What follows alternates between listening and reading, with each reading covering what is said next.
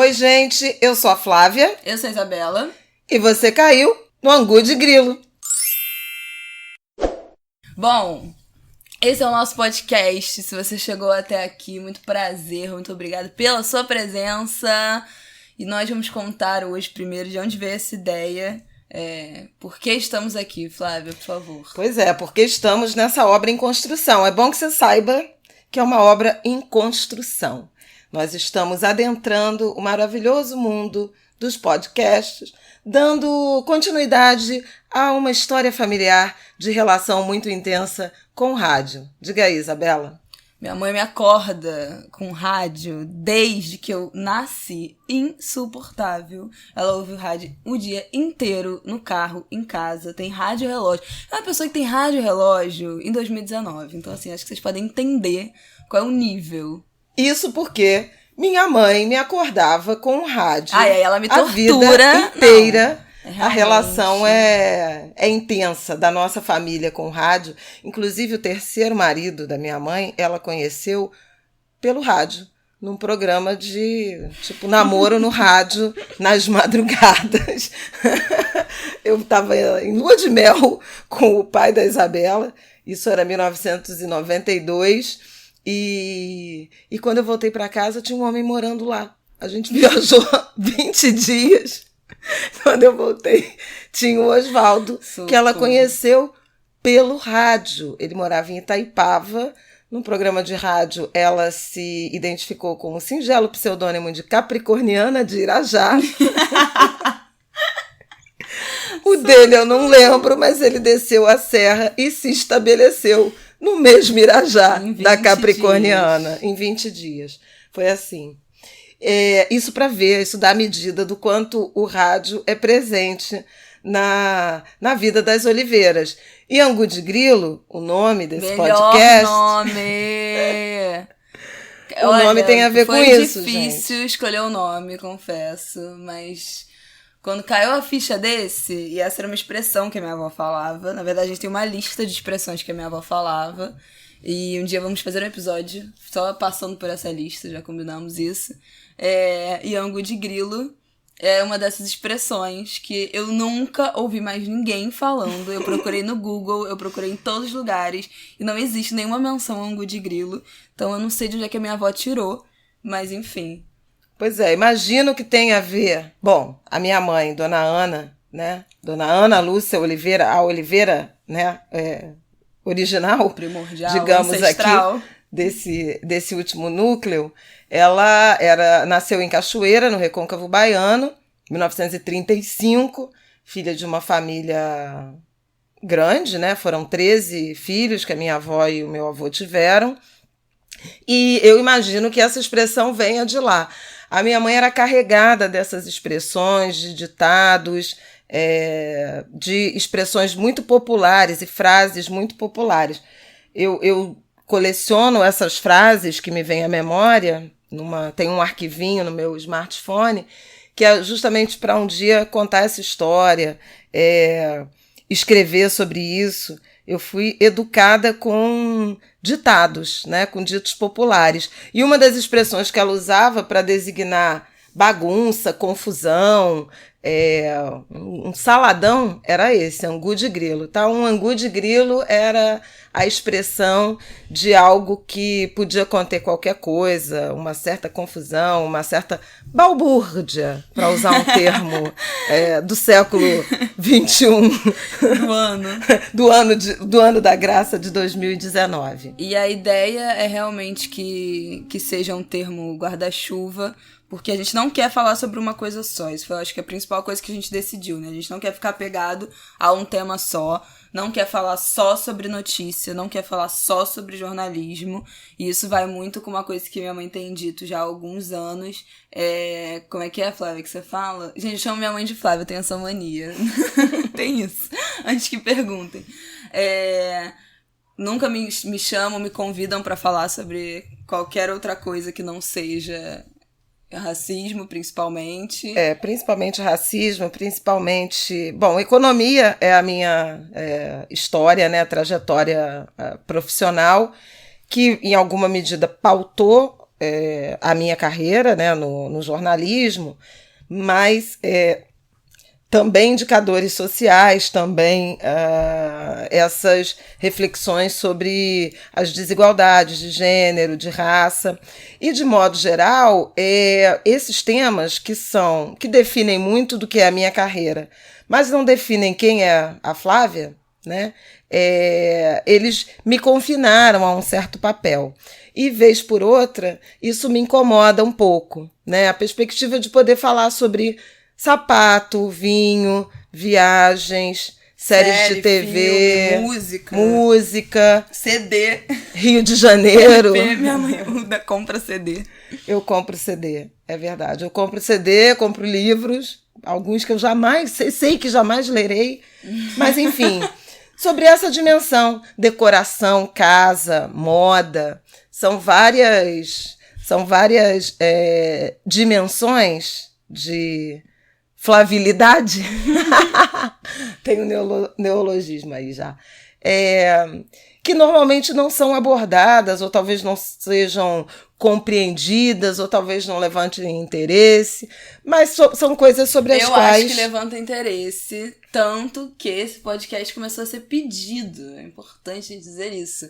Eu comecei a ouvir o podcast esse ano, não era uma coisa que eu ouvia, mas resolvi começar a ouvir, comecei a ouvir ou principalmente de notícia, na verdade, porque, enfim, gosto de me informar, é quase um pequeno vício, né, de família.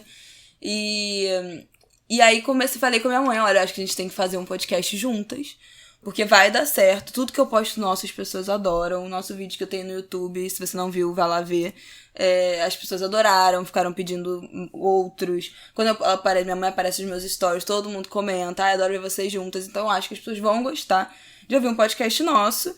E aí a gente ficou meio que com isso na cabeça e as pessoas começaram a pedir. Algumas pessoas que a gente conversou falaram, por que vocês não fazem um podcast vocês duas? E aí eu pedi umas sugestões de coisas no Instagram também há um tempo. E as pessoas me mandaram, eu queria muito um podcast seu e da sua mãe. E especificamente de nós duas. Não era tipo, eu quero muito um podcast seu, eu quero um podcast de nós duas. Isso é interessante porque faz alguns anos que a gente ensaia. Em alguma medida eu sempre achei que eu e Isabela tínhamos... Ou a nossa família, né, que tem características muito peculiares, que a gente poderia render um produto, digamos, de informação, de notícias e de relação com as pessoas. Quando eu saí do jornal, do emprego convencional, aquele que não mais existe, no Jornal Globo, em 2015, nós chegamos a ensaiar um produto, um programa, que seria um programa muito provavelmente na internet, um canal no YouTube, algo assim, que era um arranjo, um café da manhã nosso. Eu, Isabela, então estudante universitária, e o Aidan, meu marido, gente, padrasto dela. Anos-luz. São 4 anos praticamente que a gente ensaiou esse piloto, e era uma experiência de uma das nossas conversas nas refeições, e nós temos debates muito acalorados. A família é muito intensa. De vez em quando eu pergunto, gente, vocês estão brigando? O que está acontecendo? Não, estamos apenas conversando a 250 decibéis. A gente fala um pouco alto, eu falo, acho que só que fala mais baixo da casa, então se minha mãe estiver berrando muito nesse áudio, vocês me avisem pra eu distanciar o microfone na próxima, ok? Obrigada. Mas aqui, por exemplo, eu tô zen. Então era um velho sonho de a gente estar juntas em algum projeto, porque nós temos uma história, obviamente, de parentesco, de DNA pavimentada, mas caminhos de vidas muito diferentes, né? Percepções, gerações diferentes, e 2 comunicadoras convivendo na mesma casa, mas com uma sensibilidade, um ativismo que nos aproxima, uma religiosidade que nos aproxima, né? Interesses comuns, por exemplo, viagem. Nós somos grandes companheiras de viagens.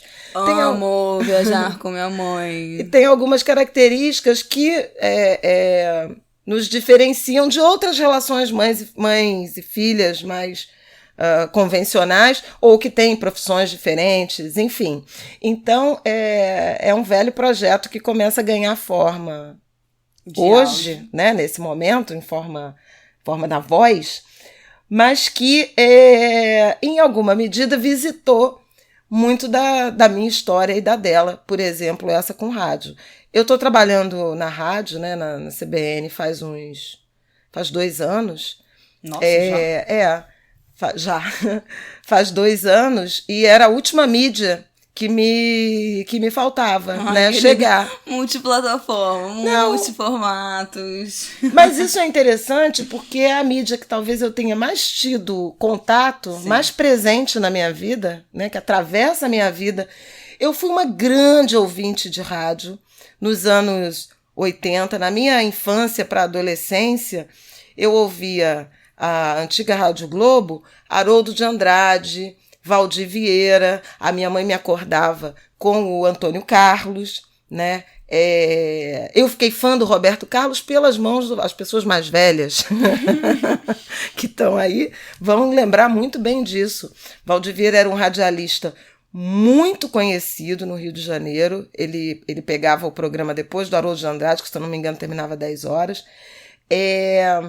E ele tinha um quadro do programa que eram músicas do Roberto Carlos. E minha mãe era uma grande fã do Roberto Carlos também. LPs que eram da minha mãe, a gente tem até hoje. Eu uma grande fã do Roberto Carlos. Quem me acompanha nas redes sociais sabe que eu vou no show quase todo ano. Eu já fui a 7 shows de Roberto Carlos. E eu pretendo ir até ele morrer, o que eu espero que demore muito tempo pra acontecer.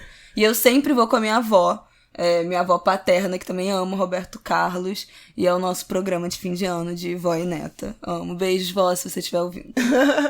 E eu levava, né? Levei, sim, minha mãe e a Isabela. Inclusive, o primeiro show que eu levei a Isabela, do Roberto Carlos, eu ia levar minha mãe, ela fez uma criação, teve um chilique, porque ela era dessas, e acabou não indo. Aí eu fiquei, puxa, para ir sozinha naquele show. E Isabela devia ter uns 12 anos, 11. Falou, não, se quiser eu vou com você. E ali foi mais um elo, né? Foi mais um elo, porque e foi meu primeiro show do Roberto Carlos naquela época. E foi muito engraçado, porque tinha umas fãs. As fãs são uma atração. Tem fã-clube Mirim. O último que eu fui, que foi no Maracanãzinho, ano passado, tinha a faixa fã-clube Mirim do Roberto Carlos. Apesar de eu ser uma das pessoas mais novas, eu acho que eu fui a mais nova que eu vi, assim. Mas tinha faixa fã-clube Mirim.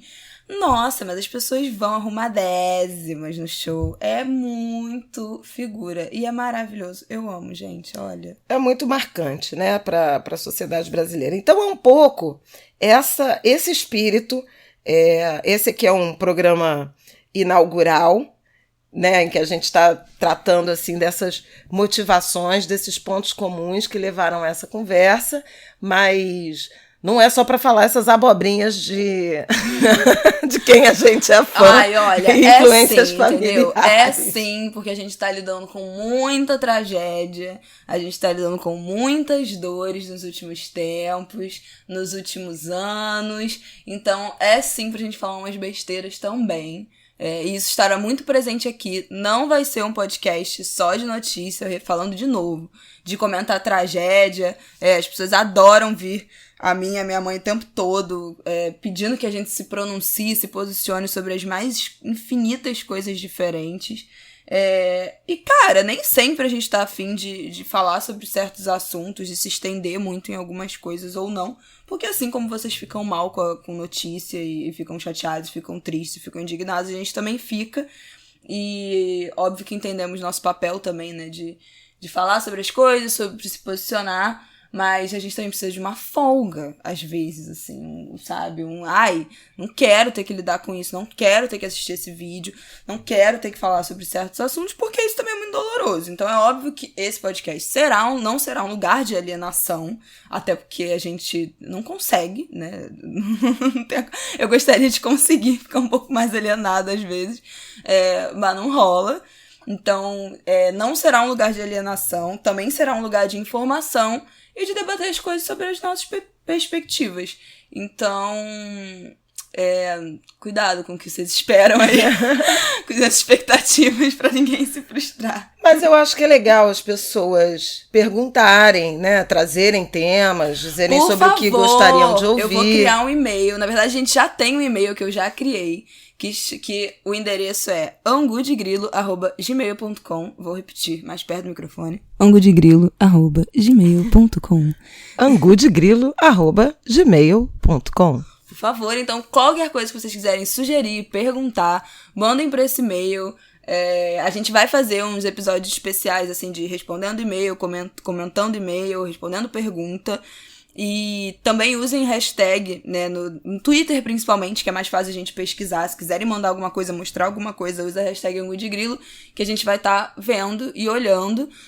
Preferencialmente na hashtag e no e-mail, porque no Instagram a gente definitivamente não dá conta de ver todas as mensagens, de responder todas as mensagens. É muita coisa. E aí são jeitos mais fáceis de a gente conseguir ver alguma coisa, mas a ideia é realmente ser uma coisa interativa, não é pra gente ficar aqui falando sozinha não, tá, gente? É pra vocês se meterem mesmo. Isso. O espírito é um espírito de família, né? De ancestralidade, de referências, então o ideal é que a gente compartilhe dessa convivência, né? Inclusive, quem tiver alguma ideia da origem dessa expressão angu de grilo, pelo amor de Deus, conta, porque o Google não tem. Será muito bem-vinda. Se o Google não tem, não existiu. Então, assim, precursoras. E a minha mãe, ela morreu nesse 2019, tá fazendo 8 anos, no fim de agosto, 28 de agosto, faz 8 anos, levou várias dessas histórias. É engraçado, porque eu achava que ela deixaria coisas escritas e não deixou, não. As nossas relações eram basicamente de comunicação verbal, oral, era de oralidade. Então, essas anotações e essas referências que talvez a gente esteja iniciando aqui, tem muito a ver também com a nossa história ancestral de transmissão de conhecimentos, afetos, esporros. Não romantizem. Olha, muito importante dizer isso. Não romantizem a nossa relação. Porque já foi tiro, porrada e bomba. O pau come. Dedo no cu e gritaria. Hoje em dia. Não pode falar pi. Hoje em dia é muito mais suave, né? Graças a Deus, nós dois fazemos terapia. Terapia tem orixá também, né? Mas olha, vou te contar, gente. Então, assim, não romantizem essas coisas do tipo, eu queria ser assim com a minha mãe. Ok, beleza, mas calma também. Que nós somos seres humanos normais, ficamos putas da vida, que brigamos e tudo bem. A Flávia pegou o celular, porque é viciada em Zap. Esse pode ser um assunto, um tema, inclusive. O que é isso? É uma notícia ótima, gente. Primeiríssima mão. Ela vai ter a primeira chamada dela de primeira página na edição do jornal O Globo. Gente, olha, isso é uma sessão de terapia. A gente tá gravando aqui o podcast. Essa primeira sessão de terapia, que coisa louca eu ter crescido na redação do Globo e estar esse mês de agosto. Crescido não, ela foi concebida, eu já trabalhava no Globo. A minha gravidez inteira foi no Globo, no jornal O Globo. Minha mãe entrou em 94, eu nasci em 96, portanto, ainda trabalham pessoas no Globo que me viram na barriga da minha mãe. Então, assim, socorro. É muito louco, cara. Muito, muito louco. Hoje em dia eu acho que eu tô lidando bem com isso, mas na época que eu tava na faculdade, que eu comecei a procurar estágio e tal, eu tinha certeza que eu não queria fazer estágio lá, porque eu tinha um certo pavorzinho, assim, de... Bom, a própria escolha da profissão já foi um momento sofrido que exigiu terapia e muita preparação, né? Porque essa mocinha queria ser médica. Eu não queria, eu tinha horror a jornalismo, eu tinha horror a ideia de ser jornalista.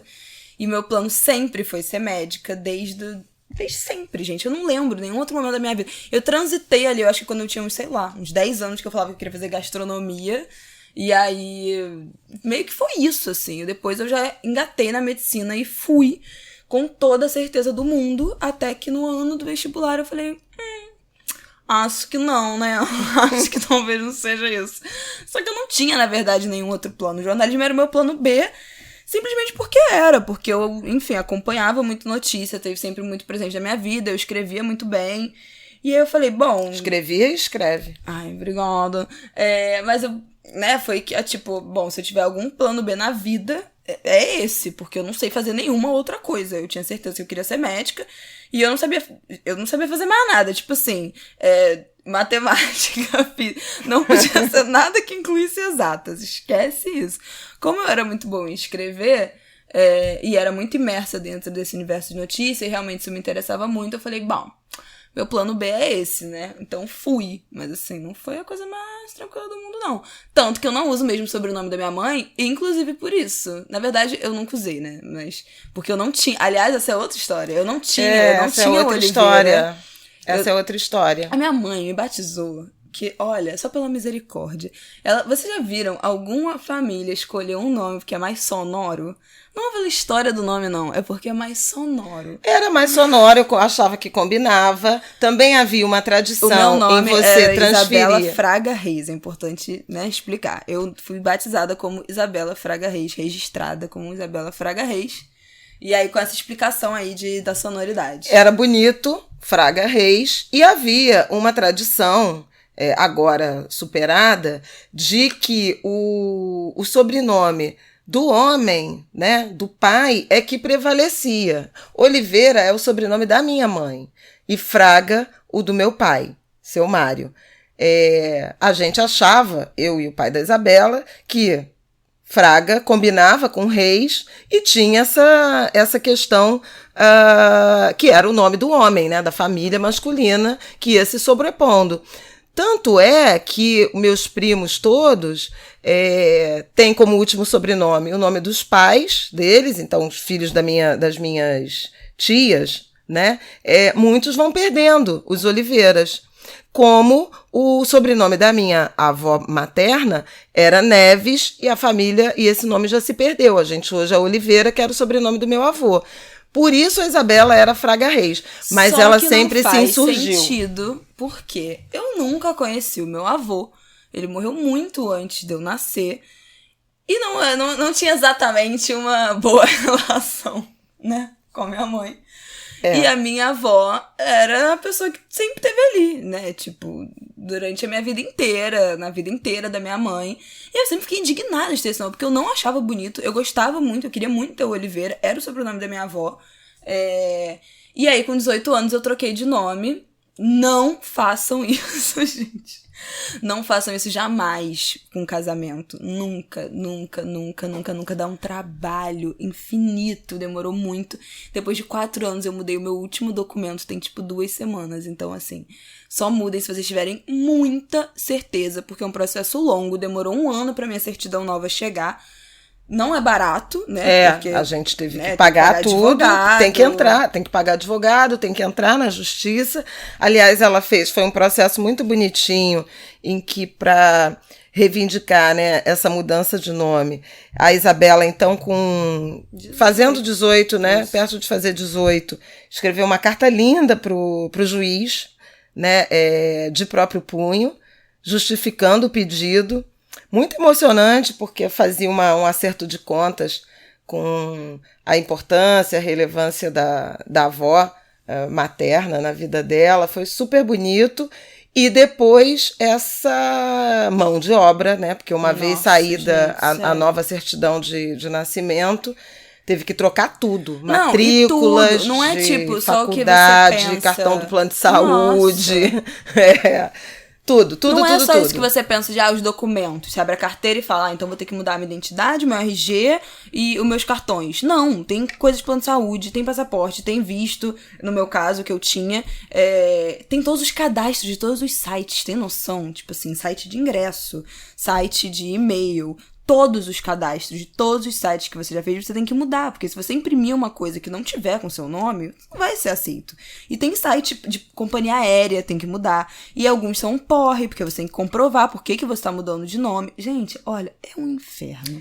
Então, isso era uma coisa curiosa, esse negócio do nome, porque ela falou de gente que muda quando casa, e eu não mudei. Eu me casei com o pai da Isabela no civil e no religioso, né? Religioso com efeito civil. e não mudei de nome. E o pai dele ficou muito magoado com isso. Chegou a me chamar para conversar, para perguntar qual era o problema com o sobrenome deles, que eu não queria aceitar o sobrenome deles no meu. Eu falei, não, nenhum problema, eu só acho que cada um com seu karma. Né? Assim, eu já tenho o meu karma com os meus nomes, não quero o nome de ninguém, acho que é liberdade. Imagina, estou me casando com o seu filho. Isso em 1992. Mas veja, a minha mãe, o meu pai foi embora no final dos anos 70, e quando ela finalmente conseguiu a separação judicial, né, naquela época era um processo bem mais longo, eu pedi, ela lembra disso, que eu pedi que ela não voltasse a ter o nome de solteira para o nosso nome não ficar diferente, porque eu tinha Fraga e ela tinha Fraga, nós duas éramos Oliveira da Fraga. Então a minha mãe, embora separada, manteve o nome de casada, manteve o sobrenome do meu pai. E foi esse sobrenome que eu acabei dando a Isabela, e aí deu nesse enredo todo de Então eu mudei o meu nome agora é Isabela Oliveira Reis, mas mesmo depois, então assim, eu sempre a minha vida inteira usei Isabela Reis, porque eu nunca gostei do Fraga, sempre usei Isabela Reis, mas eu poderia perfeitamente, na minha vida profissional, como eu mudei de nome com 19 anos, né, que chegou a minha certidão, eu poderia ter, na minha vida profissional, passado a usar o Oliveira, mas eu nunca quis por causa disso, assim, eu não queria que... Isabela Oliveira... você é filha da Flávia? Não é tão óbvio quanto parece, as pessoas não desconfiam, assim, de cara. E eu queria esse distanciamento mesmo, de não ficar com o mesmo sobrenome, na mesma profissão. A gente tem opiniões já muito parecidas, então, assim, eu quis esse distanciamento, não me arrependo. Adoro meu nome, adoro meu sobrenome Reis, porque é do meu pai, que eu amo, beijo pai. Então, é isso, meu nome. Isso virou, eu falei no Instagram, né, que eu tinha mudado meu título de eleitor há pouco tempo, todo mundo ficou me perguntando. Eu ia soltar um vídeo que eu não consigo terminar de editar, mas já fica aí a história. Não sei o que vai vir antes, o podcast ou o vídeo, ou a galinha, mas já fica aí a história contada. É verdade. E contem suas histórias com sobrenomes, nomes familiares e quem mudou, quem trocou, quem ficou, que bicho que deu. E com filho eu sei que a gente pode botar, fazer invenções, né? O problema é mexer no próprio nome. Nossa, dá muito. Aliás, outro dia o Neguinho da Beija-Flor postou a carteira de motorista dele e ele mudou, né? Luiz Fernando, alguma coisa, Neguinho da Beija-Flor... Socorro. Fernandes, Marcondes. Meu Deus do céu, mas virou um nome gigantesco. Mas ele botou Neguinho da Beija-Flor de sobrenome, que é uma história de amor, né? É muito legal a história dele, olha. Na certidão de nascimento, Luiz Antônio Feliciano Neguinho da Beija-Flor Marcondes. E ele botou a foto a print da carteira de motorista que comprova que é isso mesmo. Os dados ele apagou, né? Não, apagou os dados, apagou os números, mas tem nome do pai e da mãe e esse nome enorme que ele passou a ter, que é a Beija-Flor. Nossa escola, aliás, mais uma coisa que nós temos em comum. Isso me causa sofrimento. É a escola de samba. Um dia a gente vai falar de carnaval. Sim. Nesse podcast também. Gente, tem tanta coisa pra falar. Viu? É um angu de grilo, a verdade é essa. Porque, tá vendo? A gente começou a falar 550 coisas, depois foi emendando outro assunto. Socorro, já nem lembro mais como é que a gente começou. Vem cá, Flávia, eu quero saber se a gente vai falar, pra fechar aqui, talvez fechar, se a gente vai falar sobre Big Little Lies neste episódio. Até podemos, mas é já tão antigo, né? Porque... Não, mas olha só, eu acabei de ver a série hoje. Acabei de ver Big Little Lies hoje, a primeira temporada. Não vi a segunda. Você já viu a segunda? Não. Pois é, ninguém viu a segunda aqui, apesar de que já tá rolando. Acabei de ver a primeira temporada agora. Fiquei indignada com o final. Minha mãe já tinha me falado que também não tinha gostado do final. Aí eu falei, gente, não é possível, né? Eu tava assistindo ali a série. Cara, já pode dar spoiler? Uma série que passou em 2017? Não sei, acho que pode, né? Acho que tá tardio essa sua audiência.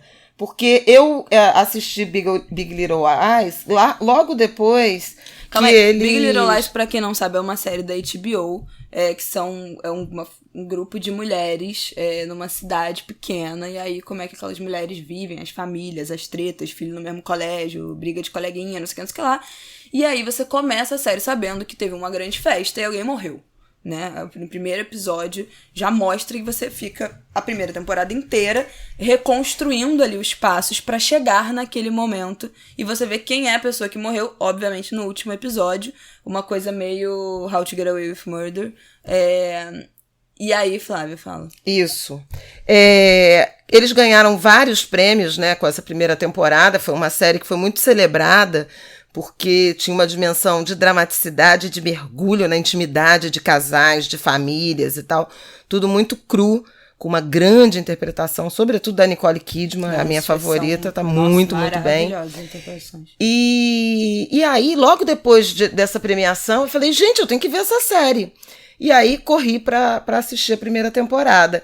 Mas eu fiquei muito frustrada com o final da temporada. E aí, assim, é uma reflexão...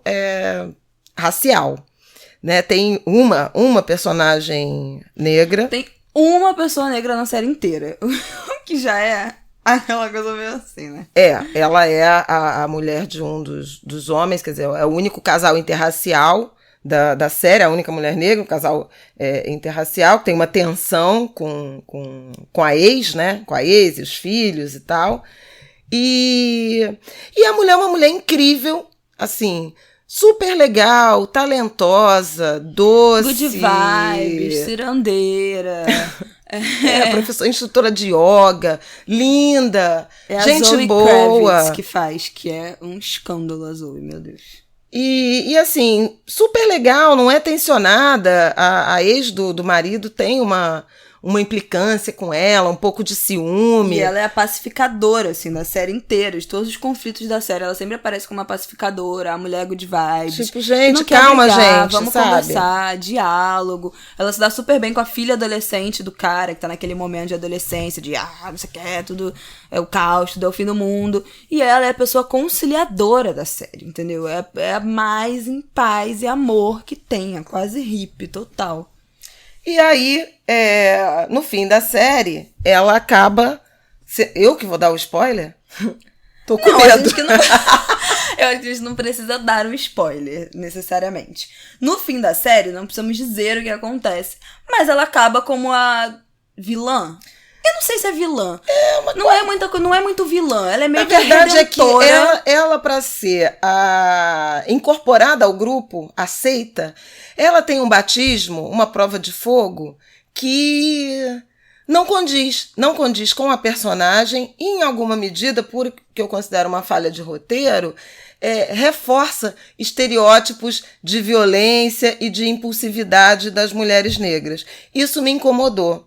Tem um bando de histérica na série e no fim das contas, o ato mais dramático, brutal cabe a essa mulher negra que, a partir daí, é sim incorporada ao grupo. Isso me incomodou, sabe?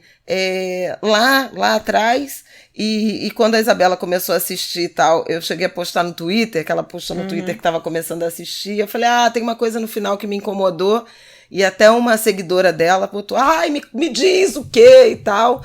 E eu dei uma pequena pista e ela falou, poxa, não tinha pensado nisso, mas realmente faz sentido. Não faz sentido, entendeu? O papel que ela assume, porque não tem nenhuma construção da personagem que justifique o impulso agressivo que ela teve no fim da série.